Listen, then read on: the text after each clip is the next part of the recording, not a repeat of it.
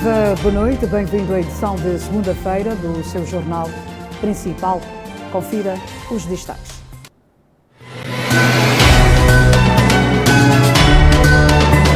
Jovem de 19 anos de idade mata filho de 6 meses por alegada falta de pensão alimentar no bairro Xamanculo A, na cidade de Maputo. Académico Adriano Novunga afirma que o governo desviou dinheiro doado pelos parceiros para fazer face à Covid-19 nas escolas. Assinala-se hoje, 22 de março, um ano de eclosão da Covid-19 no país. Detida jovem de 19 anos de idade, acusada de matar o filho de 6 meses por asfixia no bairro Xamanculo A, arredores da cidade de Maputo.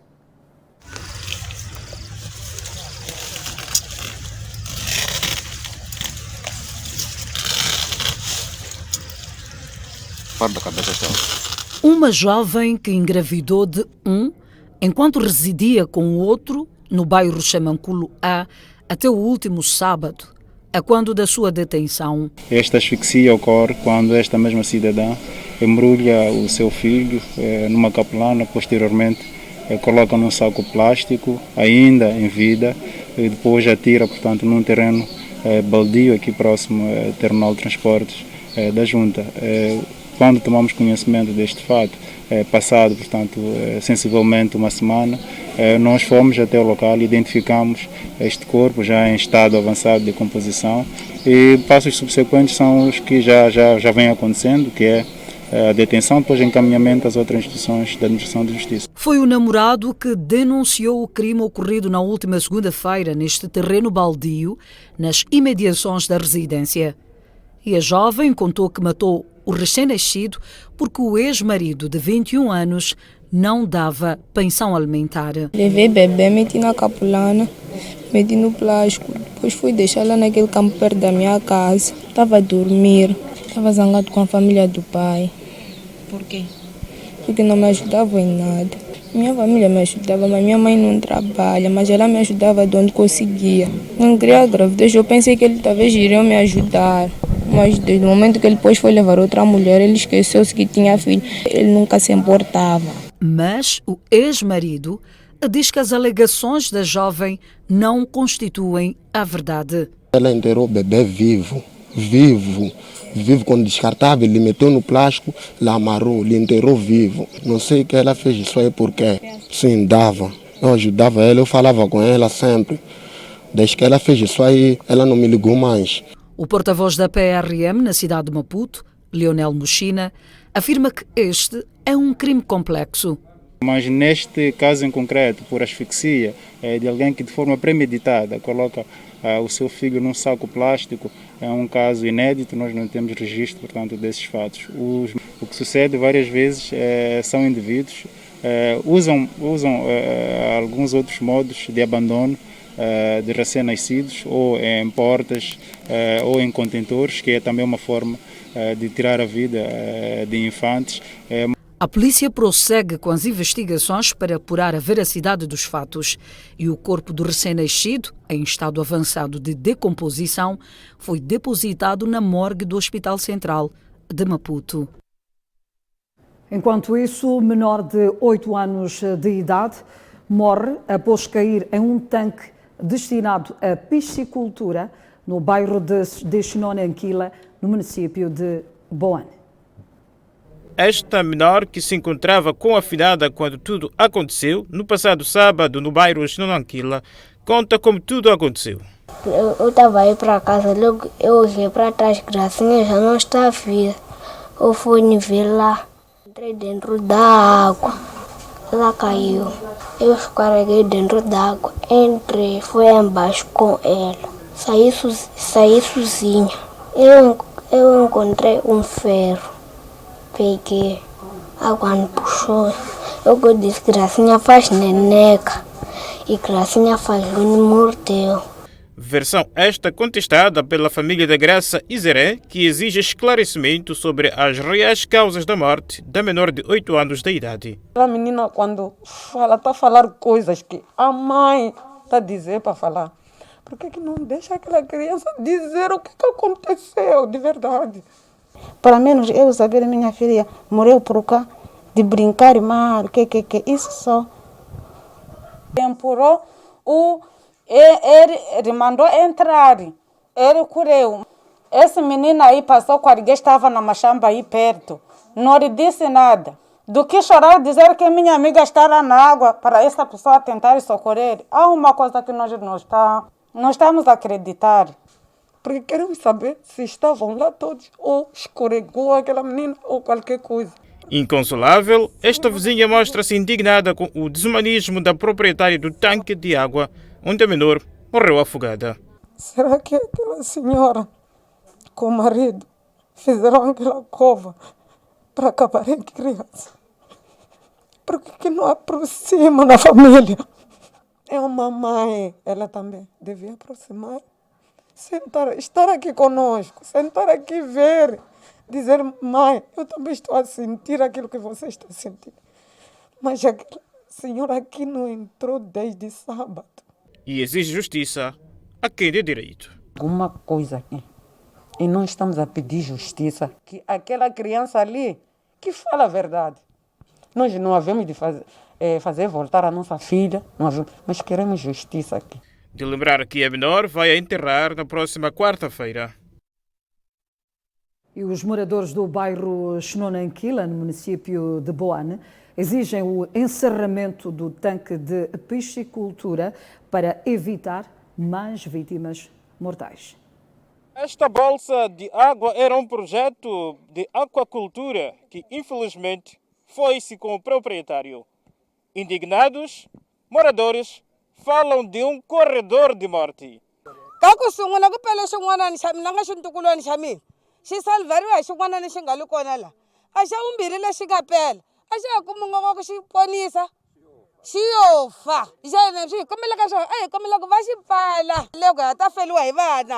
Temos crianças aqui que podem vir a perder a vida como aconteceu. Outros já foram salvados aqui, quase perderam a vida. Sim, essa lagoa é perigosa, porque aqui habita uma cobra de mais de 6 metros. Às vezes dizem que a cobra vive aqui nas águas. Há um senhor, nosso vizinho, que se encarou com a cobra é maior, e ele acabou desmaiando. Porque nós já assim, vai ser a primeira criança, não sabemos quantas vítimas serão através desse poço. Este morador diz que a menor morreu por falta de socorro. Não teve pronto-socorro porque estava com as outras crianças. O pai, quando chegou aqui, apanhou a criança já a flutuar. Além da profundidade do tanque de água, a chuva trouxe consigo uma suposta cobra que, segundo os moradores, está a gerar pânico no bairro. E como se não bastasse, o senhor também desmaiou aqui mesmo, por causa de uma cobra. Agora estamos a pedir mesmo, uma intervenção rápida mesmo. E pedem socorro a quem é de direito para evitar que mais crianças percam vida nesta bolsa de água. Nós queremos justiça, que essa cova aqui seja fechada. Quem tiver a competência, né, que venha nos dar uma mão para que fechamos isto aqui. Queremos ajuda, pedir ajuda mesmo a quem é competente para ver por nós aqui. Agora estamos a pedir quem é de competência para podermos nos ajudar a fecharmos esse carteiro aqui. Culpados? Esses já andam ausentes, porque a proprietária distancia-se do sucedido. Muito menos as autoridades encontram-se distantes perante o lamento dos moradores daqui do bairro Xinonanquila. Imagens de Valdo Massig, Coutinho Macanãs, TV Sucesso. Corpo de um pescador foi encontrado a flutuar no rio Xipaca na manhã desta segunda-feira em Climane. A vítima, que em vida respondia pelo nome de Abel Armindo, terá desaparecido no último domingo, após ter saído na companhia de amigos com o objetivo de pescar do outro lado do rio Xipaca. Entretanto, por falta de dinheiro para pagar a travessia, optou por fazê-lo a nado, tendo sido arrastado pela fúria das águas. Quando chegamos aqui, ele veio até aqui mesmo onde ele está, nadou para lá.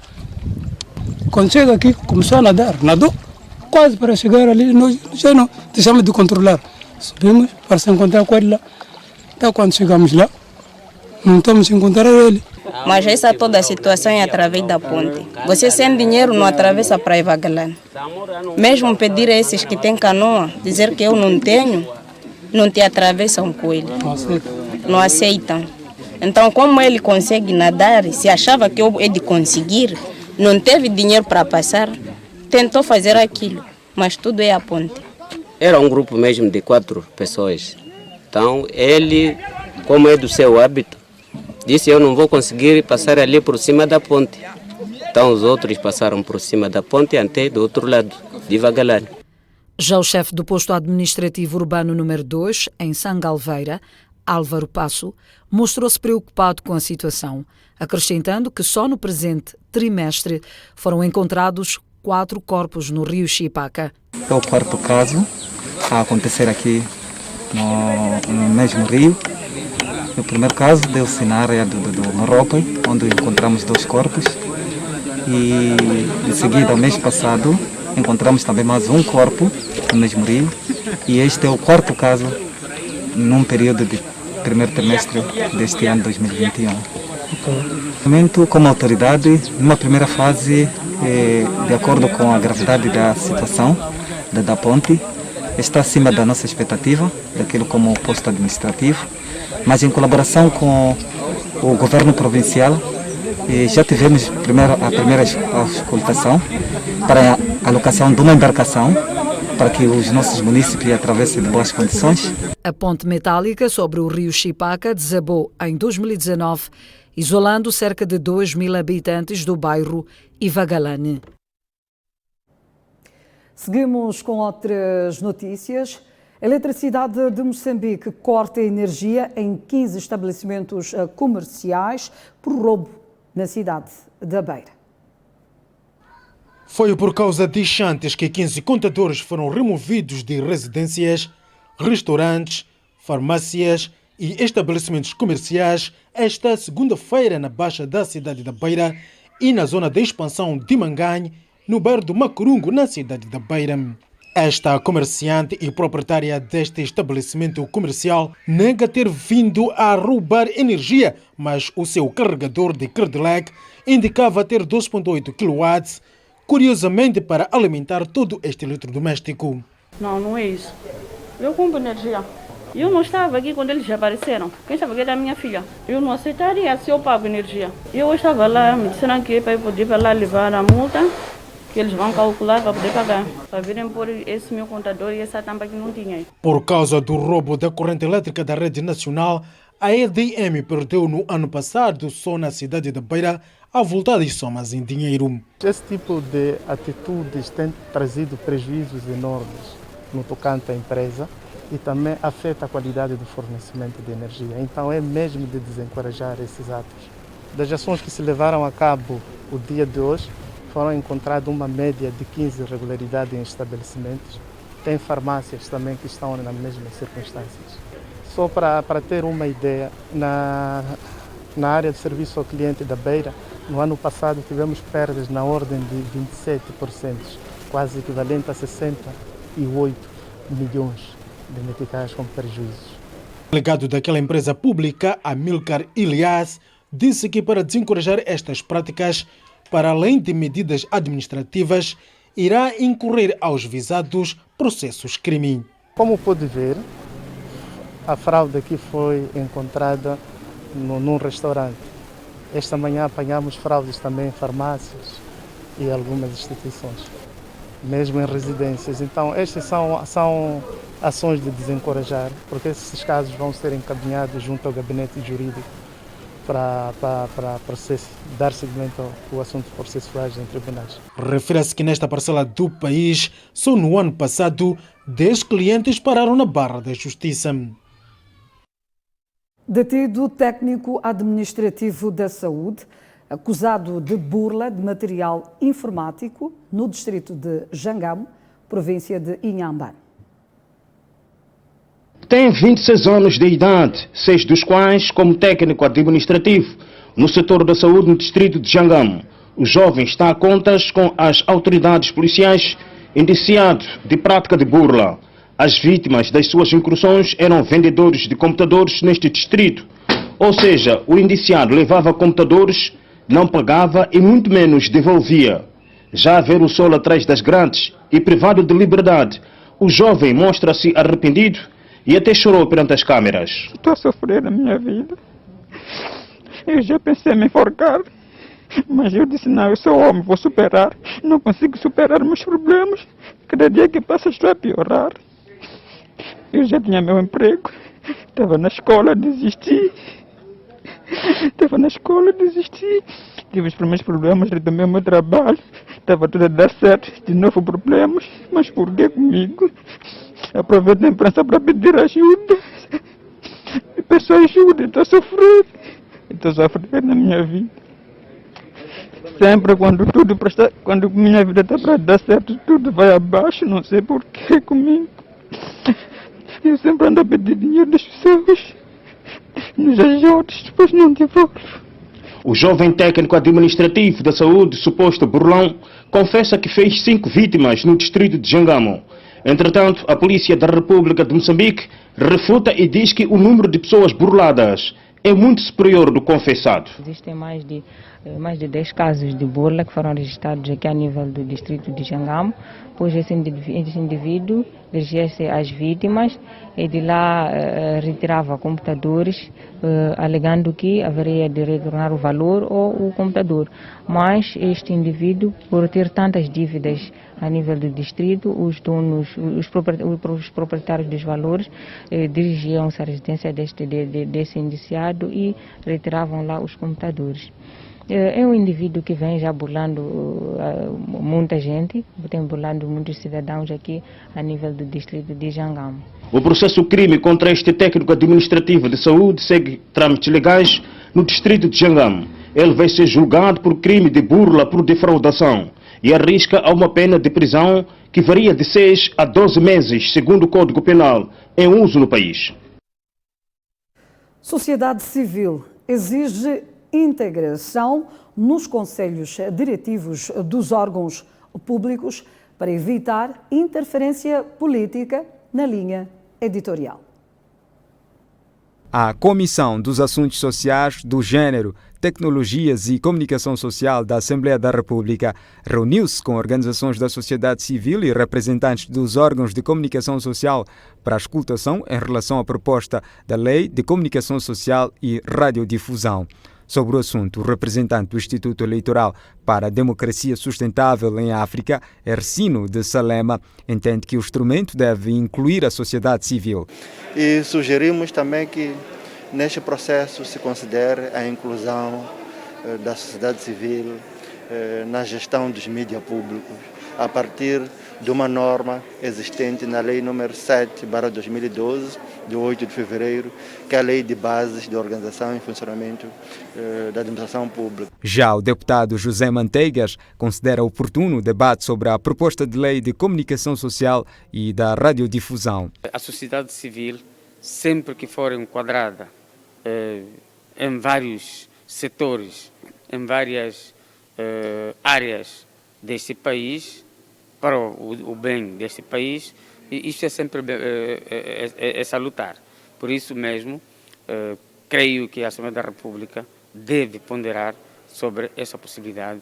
De recordar que o encontro realizado esta segunda-feira visava a escutar os proponentes da lei, entre os quais jornalistas, parlamentares e órgãos de comunicação social. De volta às notícias no seu jornal principal. Alunos excluídos das listas no primeiro dia de aulas em algumas escolas primárias da cidade de Maputo. Este é o cenário que caracterizou o primeiro dia das aulas em algumas escolas primárias a nível da cidade de Maputo. Longas filas e aglomerações é o que se viu na manhã desta segunda-feira nas instituições de ensino, onde encarregados de educação pretendiam ver as listas dos seus educandos. Na escola primária completa Machique, alguns encarregados viram os seus petizes na iminência de perder as primeiras aulas porque os seus nomes não constavam das listas. Não deixaram as pautas, estão a dizer para nos vir às 13. E aqui eu tenho 5 filhos. não estou a conseguir dinheiro ao mesmo tempo. Assim estou para reclamar ou saber a informação se há algum problema, o nome dela não vai sair ou vai sair, só ainda não saiu. Mas em meio a esta situação, há quem diz que só foi à escola para ver a lista do seu filho no próprio dia por falta de tempo. É que eu, do momento, fiquei sem tempo. Nem hoje desperdicei o serviço para viver. Mas o nome dele não saiu. O mesmo cenário foi característico na escola primária completa Pulane Caniço B. Os encarregados de educação queixam-se de não constarem os nomes dos seus filhos das listas. Estive aí no sábado, ia ver as pautas e o nome dela não constava aí na lista. Preferi vir hoje, sim, porque era antes de colar. Viemos nas reuniões e depois disseram que iam colar. Já os diretores das escolas anteriormente referidas dizem que os encarregados de educação foram negligentes por não terem visto as listas a tempo e hora, uma vez que estas foram fixadas na passada sexta-feira. Souberam na segunda-feira, na sexta-feira, aliás, tivemos a reunião de abertura e já informamos aos pais que as listas tinham sido afixadas e a escola estava aberta tanto sábado, tanto domingo, para que eles pudessem vir as listas. Mas nós só somos assim, nós encarregados. Nós já fixamos as listas na sexta-feira. Logo depois da reunião de abertura, colocamos as listas nas respectivas salas. Entretanto, na escola primária completa das Maotas, o início das aulas decorreu sem sobressaltos e os encarregados de educação consultaram as listas antecipadamente, como testemunha o diretor. A maior parte dos pais encarregados consultaram as listas antes mesmo da abertura, sexta-feira. Hoje, os que estão aqui, alguns só vêm para corrigir o nome ou qualquer coisa. Lembre-se que o presente ano letivo é iniciado em meio à luta contra o inimigo invisível, a Covid-19. Na cidade de Machixe, mais de 4.000 vagas ainda estão disponíveis para os novos ingressos nas escolas públicas.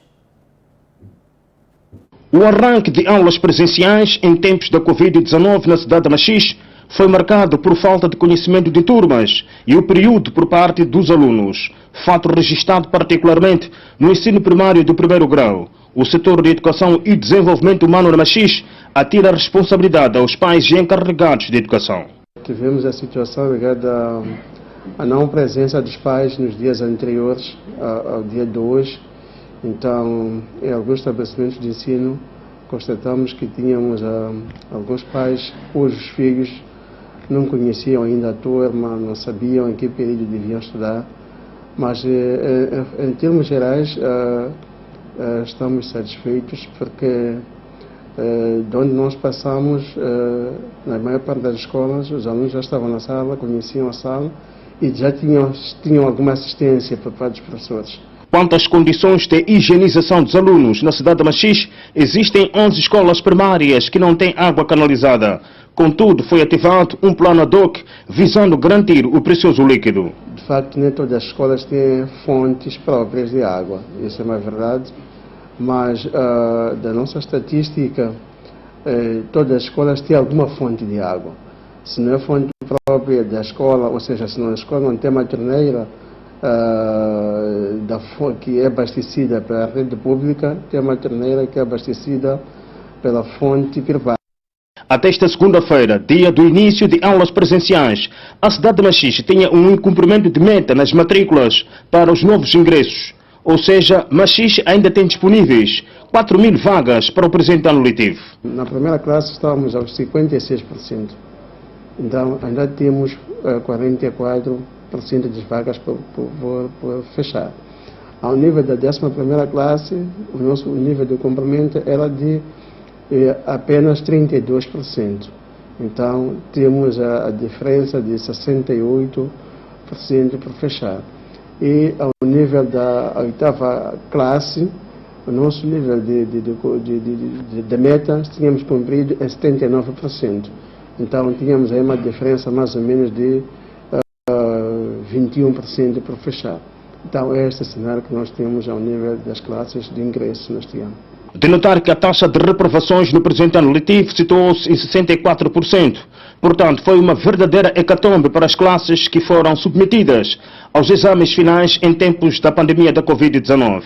Recorde-se que este ano letivo, Machixe prevê contar com 49 mil alunos em todos os subsistemas de ensino. Na cidade de Tete, alunos de diversas escolas mostram-se inconformados com o não arranque das aulas presenciais esta segunda-feira.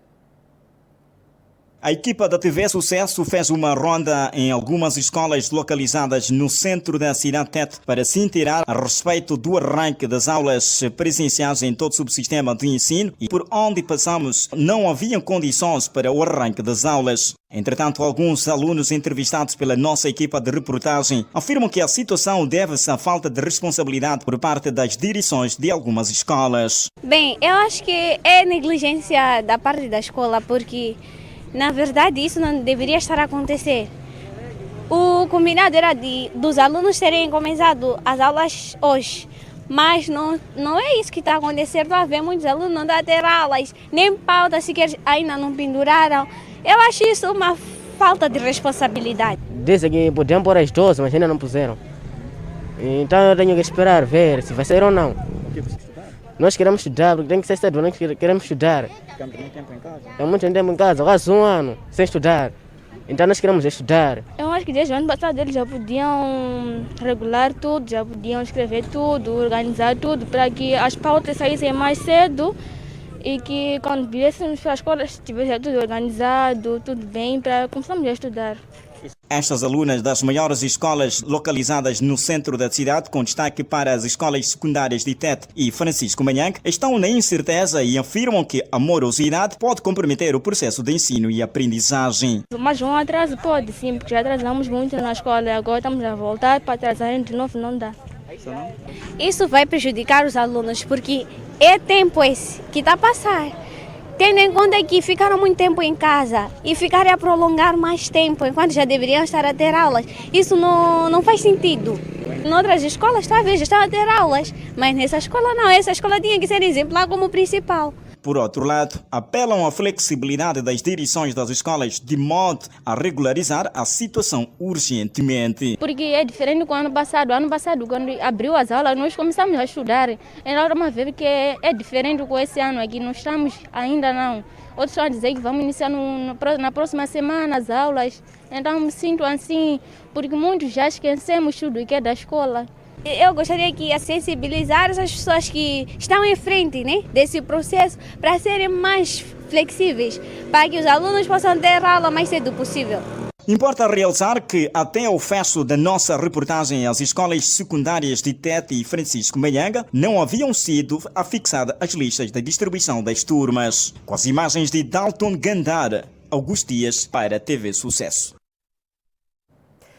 Comentadores do programa Revista Nacional divergem sobre a decisão do governo na retoma às aulas presenciais no país. E o académico Adriano Novunga acusa o governo de ter desviado dinheiro doado por parceiros para fazer face à Covid-19 nas escolas. Para o comentador Adriano Novunga, as escolas estão desprovidas de condições para assegurar que não sejam focos de transmissão da Covid-19 e vai longe ao afirmar que o dinheiro disponibilizado pelos parceiros de cooperação para fazer face à pandemia foi desviado pelo governo. Este regresso às aulas presenciais é para pôr, porque não são as crianças que vão sozinhas, tem que ter o transporte em aglomerações. São os professores, é todo um serviço que tem que estar em funcionamento para assegurar que as crianças possam voltar às escolas. As escolas não têm as condições porque o dinheiro disponibilizado para o efeito foi para os bolsos dos chefes. Esta é a questão do fundo. E isto é sabido, temos relatórios, já publicamos em dezembro do ano passado e ainda acreditamos que aqui, se a Procuradoria-Geral da República estivesse séria, 1 ou 2 ministros aqui iriam para Lingam. Por sua vez, o comentador e deputado da Assembleia da República pelo Movimento Democrático de Moçambique, Silvério Rungwane, reconhece as dificuldades inerentes à prevenção do novo coronavírus nas escolas. No entanto, diz que já não há espaço para o adiamento. Não podemos continuar mais fechados. Temos que sair e temos que trabalhar. As condições não são as melhores, mas se cada um, de fato, garantir o tal distanciamento que é requerido, o uso da máscara, a lavagem das mãos e não haver evitar aglomerações dentro das escolas, sobretudo apelar às crianças que aqueles abraços, ficaram muito tempo sem se ver, serem evitados. No mesmo diapasão, o comentador Egídio Vaz desdramatiza as acusações de Adriano Novunga. No outro lugar, não devemos ter muito medo desse regresso, porque o professor que vai dar aulas em Nipepe não vem de Maputo, é da zona. Em Mutarara também, aqui também. Portanto, não há esse risco de exportação ou importação de Covid ativos para as escolas, porque é comunitário. Se nós observarmos as regras comunitárias de higiene, ainda é possível circunscrevermos.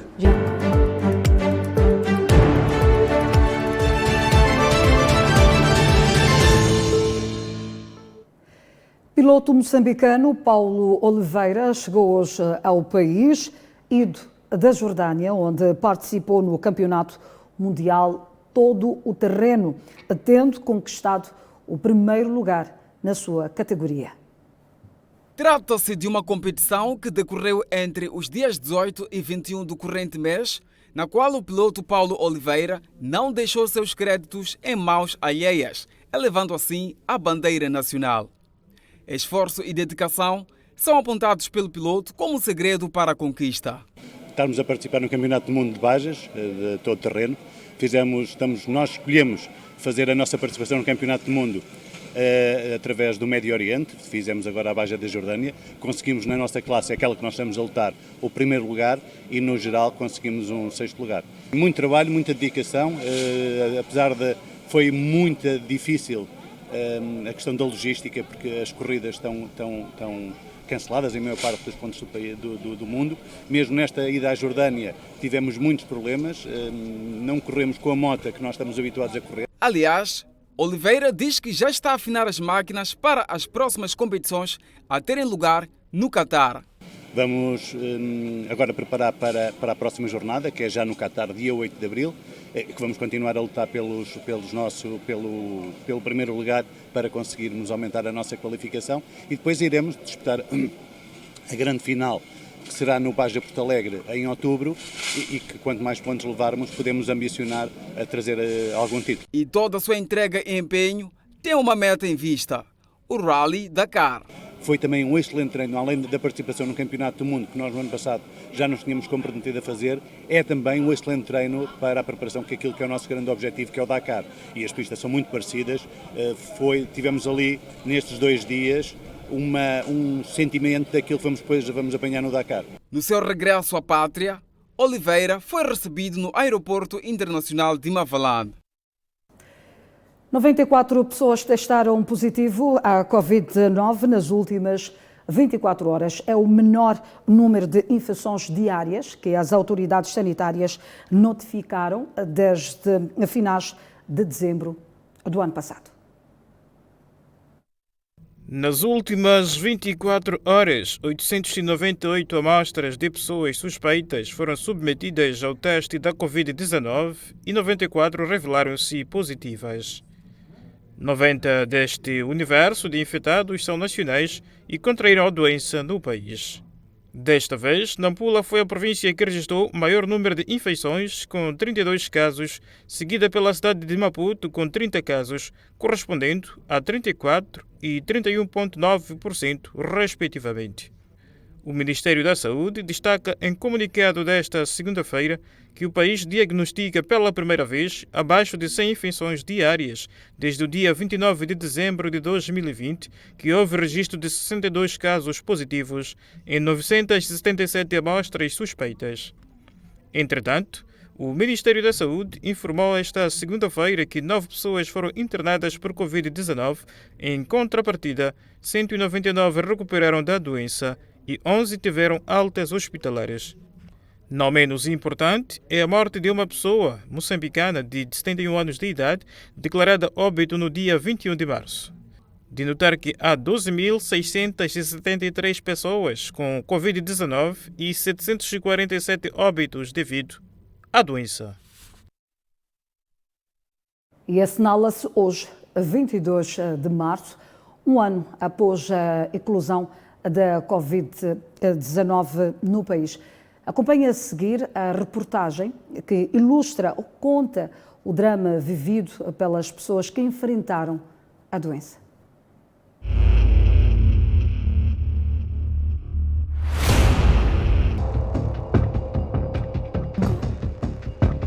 Um vírus invisível. Em dezembro de 2019, uma doença estranha surgiu na China, concretamente na cidade de Wuhan, província de Hubei. As primeiras manifestações da doença ainda desconhecida geraram pânico e um alerta. Do mercado de frutos do mar da cidade de Wuhan, acredita-se que tenha sido reportado o primeiro caso. Em menos de uma semana, a doença alastrou-se, causando milhares de óbitos, vitimando, na maioria, pessoas com doenças crónicas. De Hubei, o novo inimigo ganhou o mundo, atingindo outros continentes, instando as nações a correrem contra o tempo em busca de respostas. E a resposta não tardou. O novo inimigo da saúde pública global ganhou um nome: novo coronavírus,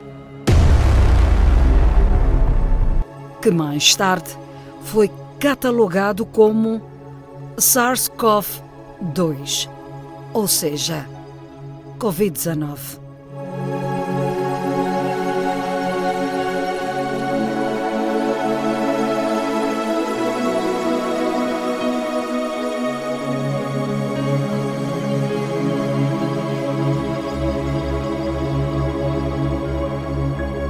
Sem cura e sem vacina, a Covid-19 chegou à África, tendo sido o primeiro caso detectado em Egito e de seguida em países como Namíbia, Ruanda, Mauritânia, Quênia e África do Sul. E Moçambique entrou para a lista dos países afetados, com o primeiro caso a ser registado no dia 22 de março de 2020, em um paciente de mais de 70 anos de idade, ido do Reino Unido. De princípio, muitos não davam credibilidade à doença, até que algumas pessoas que sentiram o impacto da Covid-19 na pele quebraram o silêncio. Primeiro eu tenho malária. Quando eu vi que não estava melhor, voltei ao hospital, onde eu estava fazendo tratamento. Então, nesse hospital disseram, não, tens que ir ao Hospital Central, ao Banco de Socorro. Talvez eles já estavam a suspeitar que esses sintomas é Covid, mas não me disseram. Eu fui ao hospital com meu esposo e lá disseram que, não, ela começou com problemas de respiração, é melhor ficar para apanhar oxigênio. E eu já de baixo apanhar oxigênio, vieram me informar, Dona Ruth, testagem positivo para o Covid. De facto, a Covid-19 não discrimina. Tanto que o político Augusto Pelembe, que aceitou contar a experiência vivida durante os dias de convalescença, é prova viva deste drama que ainda afeta muitas famílias. Tudo aparentava ser uma virose que os sintomas eram de malária. Fiz o tratamento de malária, mas não melhorava. Depois comecei a sentir, parecia que era asma. Eu fui asmático quando era criança, já passa 30 e poucos anos que nunca tive problemas de asma. Então, comecei a sentir falta de ar. Respirava mal. Foi quando voltei à unidade sanitária. Quando chego lá, o médico olha para mim, vê a minha respiração, perguntou-me, eu disse, acho que é asma. Fiz tratamento da malária, mas acho que é asma. Ele olha para mim, faz todos, disse não, é Covid-19.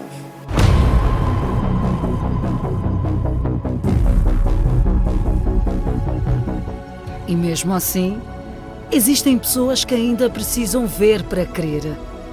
Os que já viveram o drama não desejam a ninguém.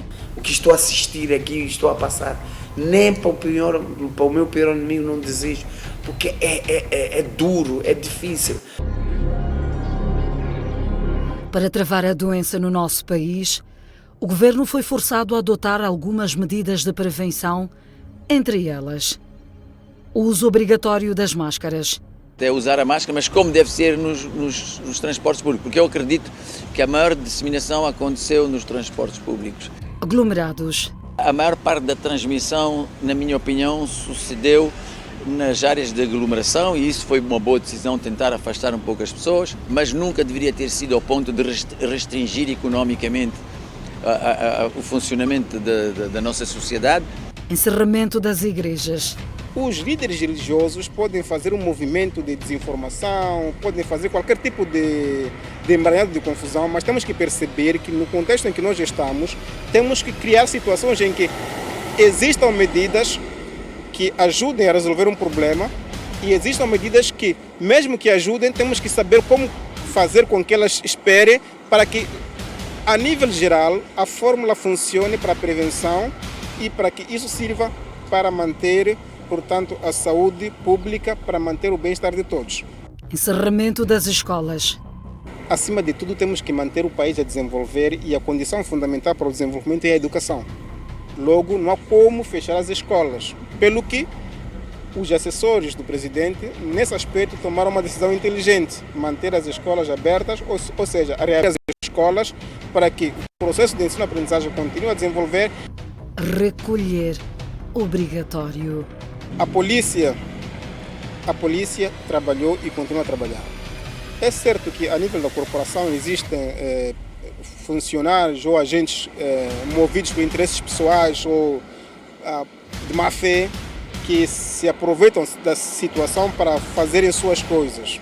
Entretanto, temos que reconhecer que a polícia tem trabalhado de forma afincada e isto tem sido o garante do cumprimento do decreto presidencial que, portanto, gere o cenário do Covid. Papel dos profissionais da saúde. Por outro lado, e de forma inequívoca, temos que reconhecer que o pessoal da saúde está fazendo um trabalho extraordinário e, nesse momento, eles são os heróis da situação. Temos que, naturalmente, reconhecer isso.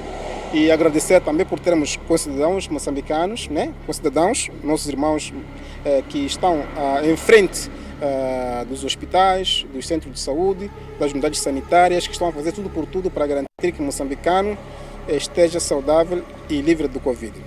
Em meio a incertezas e dúvidas em relação às ações levadas a cabo com vista a travar o avanço do novo coronavírus, especialistas congratulam o governo. Acredito que Moçambique foi um muito bom aluno da OMS. Eu acredito que eles cumpriram e até fizeram um zelo a mais com aquilo que a OMS esperava do país. Nesse aspecto estão de parabéns. O governo foi gerindo de forma sábia, na medida em que não tivemos lockdown, teria sido fatal, porque não temos condições de manter as pessoas em casa. Sabemos que cada moçambicano precisa de 10 meticais de dia para comprar o pão para a sua subsistência. E por isso que acho que a decisão do Presidente da República em não fazer o lockdown foi sábia. Mas também deixam críticas severas em relação à gestão da pandemia. Mas penso que gastaram muitas energias que não eram necessárias. Para mim, a tentativa de travar uma epidemia no nosso contexto foi um gasto de dinheiro e de recursos humanos enorme. Essa coisa de rastrear o contacto, avisar o contacto e ficar em casa ao contacto, penso que se gastou muito dinheiro e esse dinheiro deveria-se ter investido em mais camas. E isso não foi bastante divulgado pelo Ministério da Saúde, podiam ter investido mais nisso.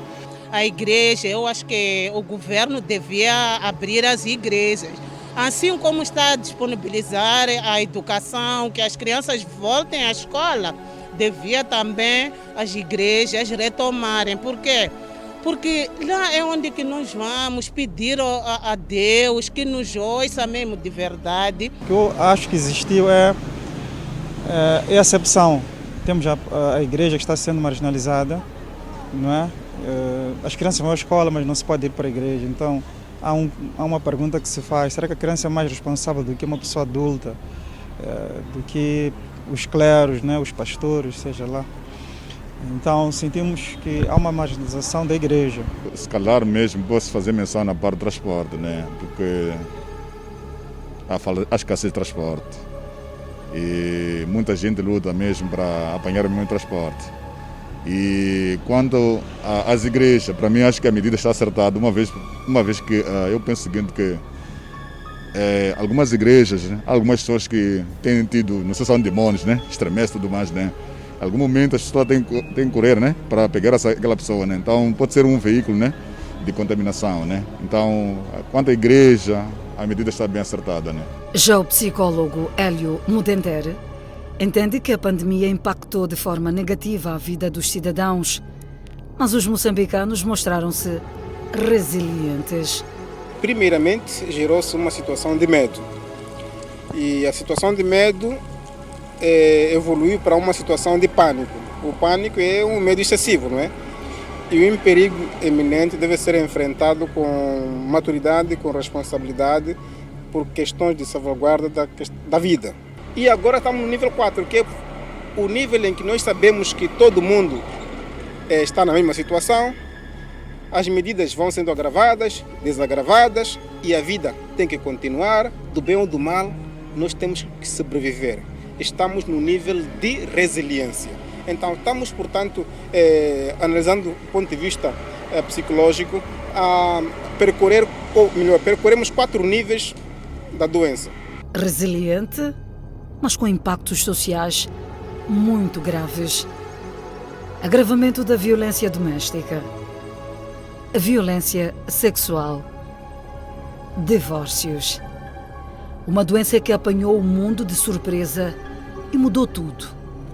O custo de vida associado à pobreza tornou a sobrevivência ainda mais difícil.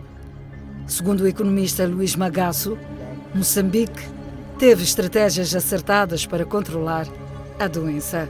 Moçambique, em particular, penso que tomou algumas decisões muito importantes e muito inteligentes.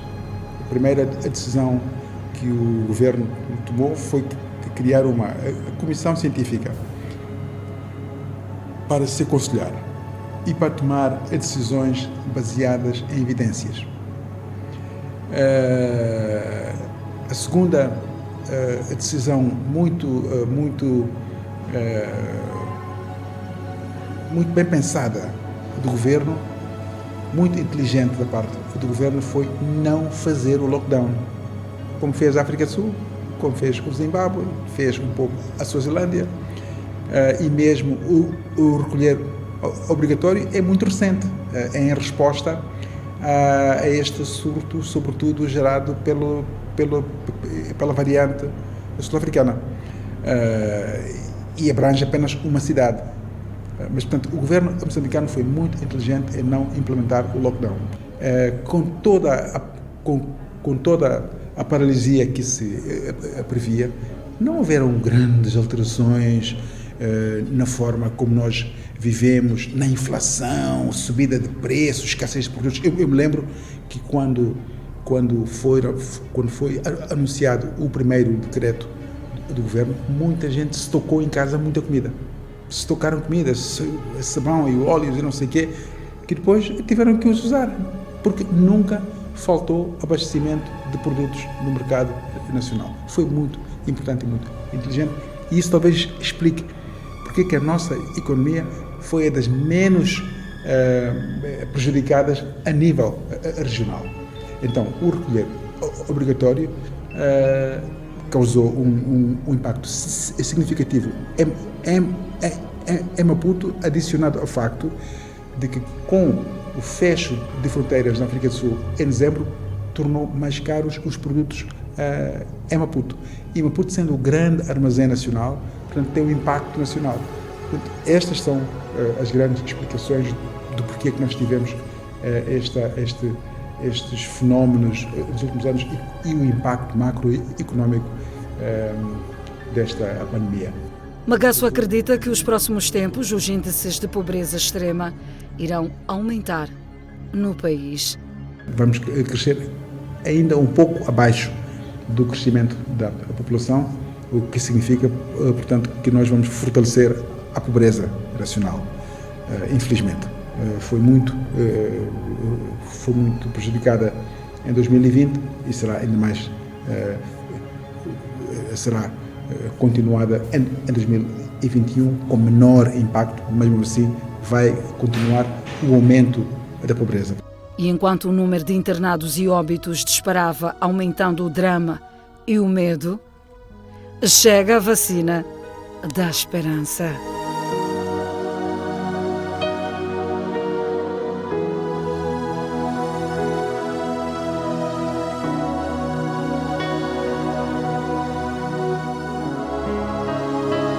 E a Rússia, a China e Emirados Árabes foram os primeiros países a imunizar seus cidadãos, começando pelos profissionais de saúde, grupo na linha da frente no combate à pandemia.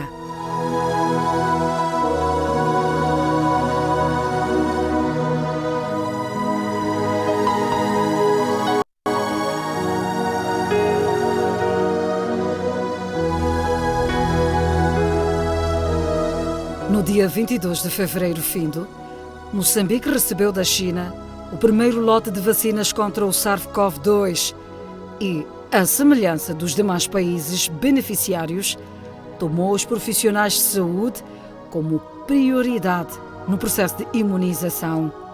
E manifestamos a nossa expectativa para que a vacinação de toda a população elegível ocorra o mais rápido possível. As vacinas serão abrangidos outros concidadãos até que seja alcançada a toda a população elegível, que, como dissemos no lançamento do plano, totaliza 16.805.399 moçambicanos. Entretanto, o médico clínico Filipe Ganhou defende a necessidade de se parar com a vacinação e defende a sua tese. Há algumas que utilizam tecnologia antiga, talvez sejam mais seguras, mas mesmo assim não sabemos o que pode acontecer. É sempre bom ser prudente e nós sabemos que as vacinas demoram 5 a 10 anos a serem, estudadas, evoluídas e há efeitos a longo prazo. Quando se começa a utilizar vacinas com tecnologia de RNA mensageiro, essas coisas que vêm manipular e brincar com o nosso genoma, seja ele diretamente ou através só de algumas células onde talvez não haja riscos, mas pode haver riscos até de bebés deformados, essas coisas. Eu acho que não se deveria precipitar a fazer as vacinas, devíamos deixar os outros fazer primeiro, observarmos, ver e depois de alguns anos decidir, não, de facto estamos a ter mais mortes por Covid, mesmo se são 300 por ano, do que pela vacina. Agora, provocar mortes com uma hipótese de solução para um problema que é menos grave, é aí que eu não concordo, porque mesmo agora, o que está a acontecer na Europa, muitos dos idosos que eram vulneráveis já morreram. Então, agora vai aparecer naturalmente uma curva que vai mostrar que há menos mortes. Porquê? Porque os mais vulneráveis morreram. E agora as pessoas estão a dar mais atenção aos vulneráveis, estão a fazer isso tudo. Então, vamos ter naturalmente uma evolução positiva do vírus. Em meio à diversidade de opiniões, a palavra de ordem é a prevenção, pois a Covid-19 é uma realidade.